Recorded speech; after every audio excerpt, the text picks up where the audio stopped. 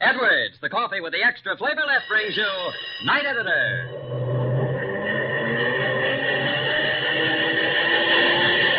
Yes, it's Night Editor time again, as the roar of the presses brings us another yarn written and told by Hal Burdick. And tonight, a delightful story of a meeting between a sailor and a girl that, for a certain gunman, came to an amazing conclusion. Hal's story titled, In a Manner of Speaking. The kid had been through plenty of close calls. You couldn't ride a destroyer from the Coral Sea to Okinawa without learning to meet danger as it came to you. But this was different. This wasn't Jap planes overhead or Jap cruisers on the horizon or Jap subs underneath. This was a killer with a gun 2 feet from the kid's body, ready to use it at the least slip-up. Friends, when you stop to think how much sheer comfort and satisfaction you get from a really good cup of coffee, it's worth your while to consider the promise we make to buyers of Edwards Coffee. I mean our actual guarantee that Edwards Coffee will give you a special coffee enjoyment, a delightful extra flavor lift. Now, why are we so confident you'll get so much enjoyment from Edwards Coffee? Well, because every pound is specially made by Mr. Dwight Edwards' own personal formula to bring out all the goodness of Latin America's choicest coffees. For Edwards Coffee, the beans themselves are carefully selected for size, color, and even for shape. They're blended by flavor, not by weight. Blended in small batches, the luxury custom way. Then they're thermally roasted to a perfect golden brown and immediately ground and vacuum-packed to capture all the delightful aroma and goodness of this exceptional blend. Try a pound of Edwards Coffee. Choose your favorite grind, regular, drip, or the new pulverized grind specially prepared for Silex and other glass vacuum coffee makers. If you don't find a delightful extra flavor lift, your money refunded. Edwards Coffee is featured at all Safeway stores. Well, it's that between editions hour of the evening when Hal and Bobby usually sneak out for a cup of coffee. But as Bobby enters the glass-partitioned office in the far corner of the newsroom, he finds the boss banging away on his typewriter. Somewhat surprised by this activity, Bobby... Don't tell me the boss is lowering himself to the menial task of writing a news story. Just a second. I'll be through here, Bobby. There. Is this something for tonight's paper, Hal? No. We'll use it as a section page feature in all editions tomorrow, Bobby. What is it? It's the doggonedest yarn you ever did hear, son. Sit down, I'll tell you about it. Then we'll go out for coffee. Hey, you got me curious. You remember that yarn a few days ago about the kid just out of the Navy capturing the mug who held up the West River Lumber Company's paymaster out east of Grafton? Sure, good story, too. Oh, good story, me eye. What we had wasn't half the yarn, Bobby. Now, a friend of mine on the State Highway Patrol just gave me the real dope, and for a human interest feature, it's tops. Well, give out with it, Hal. What is it? We'll handle it something like this, Bobby. The kid in the uniform of a Navy enlisted man sat at the wheel of the car, his hands gripping it tightly, his staring eyes focused down the funnel of light on the road ahead, except when they darted swift glances at the man huddled in the dimness of the front seat beside him. He'd been in plenty of tight spots. You couldn't ride a destroyer from the Coral Sea to Okinawa without learning to face danger as it came to you, but this was different. This wasn't Jap planes overhead or Jap cruisers on the horizon or Jap subs underneath. This was a killer with a gun 2 feet from the kid's body, ready to use it at the least slip-up. Well, of course, the lad didn't know what he was letting himself in for when he accepted the offer of a ride from the car that pulled up beside him. When you're hitchhiking your way home with a discharge in your pocket, you don't ask questions. He didn't suspect anything was wrong when a little farther on the stranger stopped the car and suggested the young fellow take the wheel for a while. Sure, he was glad to relieve the driver, least he could do to show his appreciation. He found out when the car was rolling again, and the man beside him said quietly, "Take a quick look over this way and tell me what you see, kid." Huh? Holy smokes, it's a gun. Well, what's the big idea? Just keep tooling this crate along nice and pretty, and I'll tell you. Every cop in this corner of the state is looking for me tonight. Car isn't hot, but my mug is. I picked you up because I can use a driver. One in uniform makes it all the better. Puts my chances at 1,000 to 1. Nobody will bother us.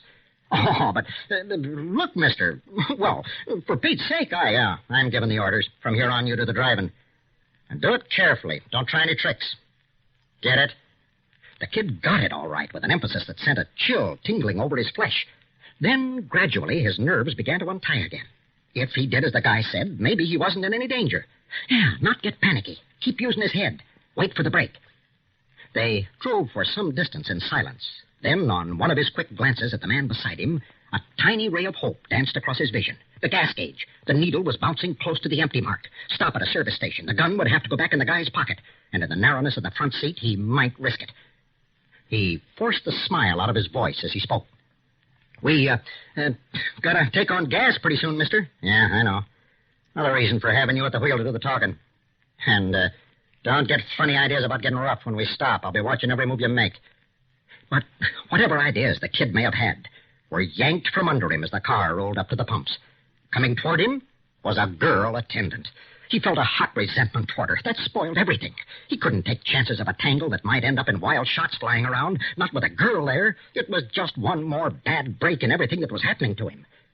He even scowled at her cheerful, "Good evening, sailor. Need some gas?" "Yeah."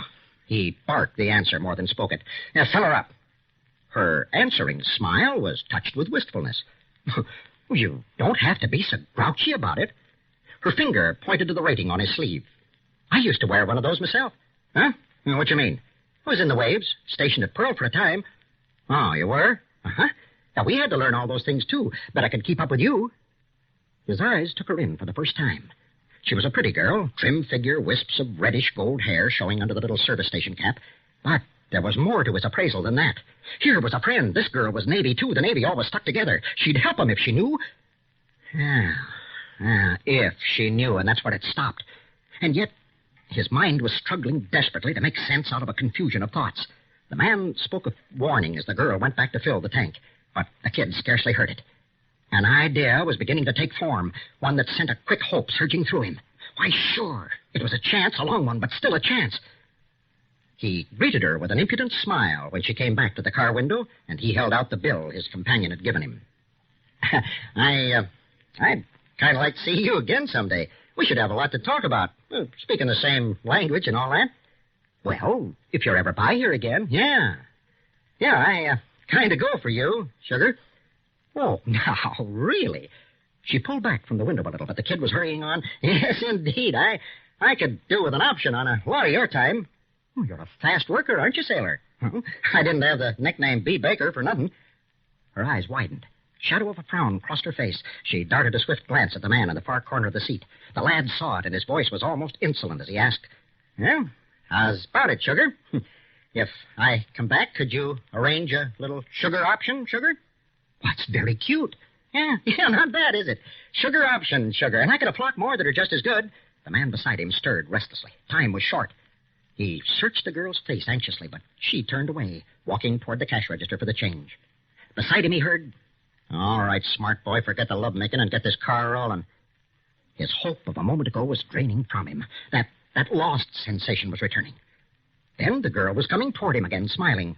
As she put the change into his hand, I ought to be angry with you for being so fresh, but maybe you're nicer than you sound. Anyway, if you should come by again, you may look me up. My name is Rogers. Good night and good luck." The kid's body was like a taut spring as the lights of the service station faded in the rear vision mirror and the car picked up speed on the highway. His companion had relaxed into silence again, for which he was glad. Gave him time to think, to plan, to be ready. 10 minutes, 20, a half hour flashed by, his hope ticking away with the miles on the speedometer. Oh, he'd been a fool to think he'd get away with it anyway. And yet the girl had said it plainly. Or was he mistaken? After all, then it happened, with a suddenness that was like the awakening from a bad dream, a swiftness that made those next minutes a blurred confusion of sight and sound. The car ahead parked across the road, the scream of their brakes as they skidded to a stop, the hoarse cry of the man beside him, himself yanking open the door and rolling to the safety of a ditch, while above him on the road sharp commands were punctuated with the bark of revolvers and the angry whine of bullets. The kid was standing in the glare of lights from surrounding cars when things swam back to normal focus again. Highway patrolmen were putting handcuffs on his companion, who fought back savagely. Another patrol car was screaming to a stop beside them, and the girl from the service station was running toward him. Everyone seemed to be talking at once, the girl pleading for assurance that he was all right, the officers voicing amazement and congratulations, and at last, above them all, the snarling voice of the gunman. "So it was the babe who put the cops on us, huh? You found some way to tip her when we stopped for gas. If I'd have known, I'd have plugged you while we sat there. Yeah, there was a lot you didn't know, mister." "Wasn't there, mate?" "You bet there was, sailor. Yeah. Right from the start, you didn't know what it meant when she said she recognized my rating as a signalman first class. You see, I was in communications, too. Yeah, and we speak a language of our own. Yeah, what language of your own? Signal flags language. Everyone pressed closer around them, listening carefully, as the lad went on. Yeah, there's a flag for each letter in the alphabet, but they give them all names so you don't confuse them when you're reading them. Like, well, A could be a firm, B is Baker, C Charlie, Z zebra, and all that. When I told her my name was B. Baker, it meant something to her. The B flag is code for conducting dangerous operations like loading ammunition. And then, the girl took up the explanation. S is sugar, and O is option. And when he said sugar, option, sugar, I didn't get it at first, and then I realized. He was giving me an SOS, not just being fresh. Yeah, and then you came back with a word that told me you understood when you said your name was Rogers. Yeah, I prayed that you'd get that. Roger is the right word, but I was afraid he'd catch on. Around them, voices rose in wonderment. But it was only a dull buzzing to the boy and girl who suddenly were alone as far as the rest of the world went. I suppose you didn't mean it when you said you might come back someday? Well, I didn't mean it then. Now, well, depends. If I thought... Yes, if you thought... The face lifted to his, reflected his glowing smile as he went on.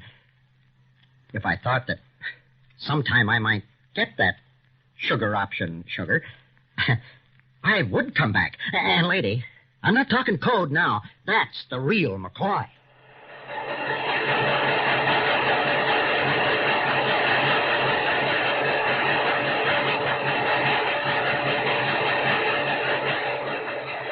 Friends, you know what's like a story with a happy ending? A cup of coffee, good enough to give you extra satisfaction. And that's why we think you'll be thoroughly pleased with Edwards Coffee. For this coffee is specially made to give you a keener coffee pleasure, a delightful extra flavor lift. Yes, every pound is specially blended by Mr. Dwight Edwards' own personal formula to bring out all the goodness of Latin America's choicest coffees. The coffee beans themselves are carefully pre-selected for size, for shape, and for color. They're blended in small batches, not by weight, but by flavor, and then thermalo-roasted just to the peak of fragrant coffee goodness. Now, try a pound of Edwards coffee in your favorite grind, regular, drip, or the new pulverized grind that has been specially prepared for Silex and other glass vacuum coffee makers. Now, if you don't find a delightful extra flavor lift in Edwards Coffee, your money refunded. Edwards Coffee is featured at all Safeway stores. And now Hal comes back to us with a brief word about next week's newsroom adventure. Harv was a farm boy who never had been out of the little valley until he went away to war. And when it was all over, he knew he didn't ever want to go back to the drudgery of the life he'd known as a boy. But there was the task of telling Mom and Dad about the change that had come over him. And that gives us the story, Deep Roots, that I'll tell you in the newsroom next week. Night. Join us next week at the same time when the Roar of the Presses brings us Hal Burdick and another original Night Editor story. This is Bill Baldwin saying goodnight for Edwards Coffee. This is the National Broadcasting Company.